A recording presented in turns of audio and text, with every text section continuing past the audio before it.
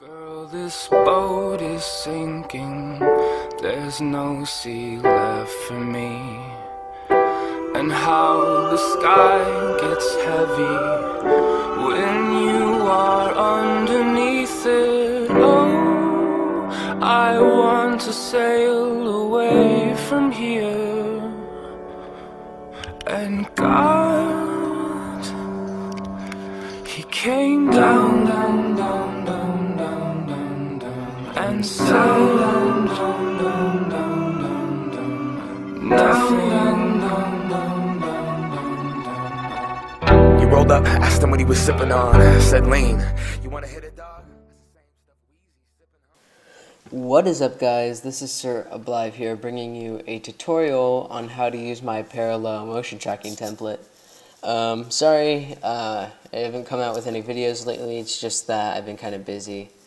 My apologies, but hopefully this one will make up for it. Put a lot of time and effort into it. So let's get into it. It's obviously there's a lot of parts. There's 3 parts of the cinematic as a whole, and so basically I'm just going to tell you how to do it. So first off, I'm not going to do this part because I've already done it, but what you're going to do is you're going to take the cinematic that I give you in the pack, and you're going to render it out into After Effects and then out of it as an image sequence.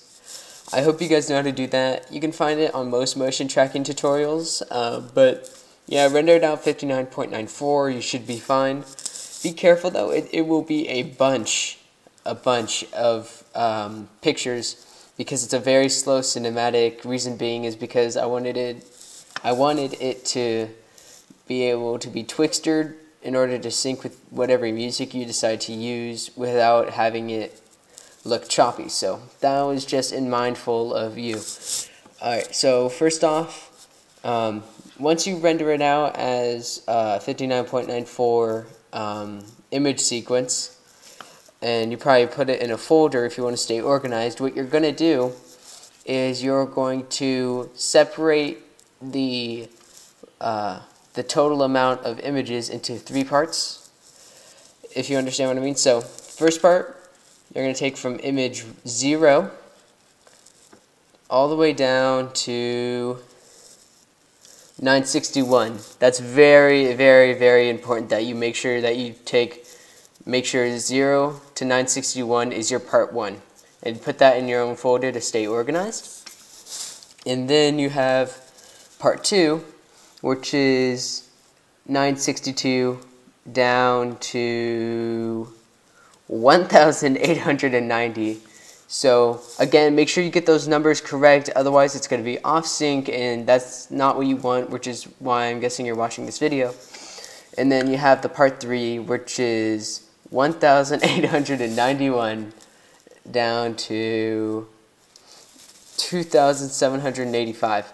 Alright, so basically, I know you're wondering, why are we doing this? Well, it's because MW2, which is what I used to motion track with, is being a little funky, and it doesn't track the entire cinematic because it's too long, which is why I cut it into multiple pieces. And so, yeah, that's why. So get those numbers right, from 0 to 961, from 962 to 1890, and then from 1891 to 2785. So make sure you got those numbers down. Pause the video in case you didn't catch it. And then I give you these part 1, part 2, and part 3 cinematics, or Cinema 4D folders.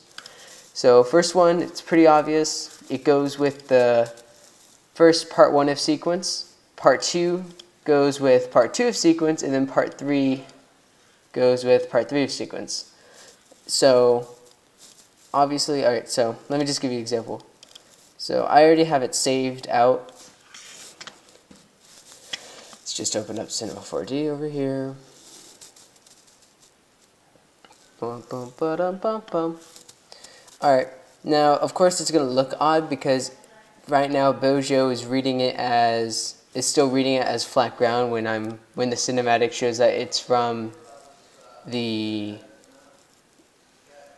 when the cinematic is from the rooftop, but it's still thinking of it as flat ground. But basically, you're going to make a new material, texture, load image, and then you're going to find part 1 because I'm in the part 1 Cinema 4D file. I'm going to click 00000. Nope. Click on this button right here. Click on animation and calculate. Don't modify any of that. Then click on specular and uncheck that. Now I'm going to drag this onto the background. And as you can see, it is already animated. I already made my own text into it. I'll probably just make it different for you guys, but yeah, I just cut it off where it wouldn't show any text back here and any text right there, so it wouldn't be cut off when you move to the next clip. So the render settings are already there as far as I'm concerned. 720, good. Yeah, don't mess with the render settings. They're already all set unless you can't use QuickTime Movie. If you can't use QuickTime, I don't know what to do. I'm sorry, but that's what I use, and that's what's most familiar with all my friends. Ambient occlusion, that's good. If you want to check that off, whatever, it's your decision. There we go. And then you're going to render it. I won't render it because I already have. And next will be the After Effects tutorial part, and I'm just going to...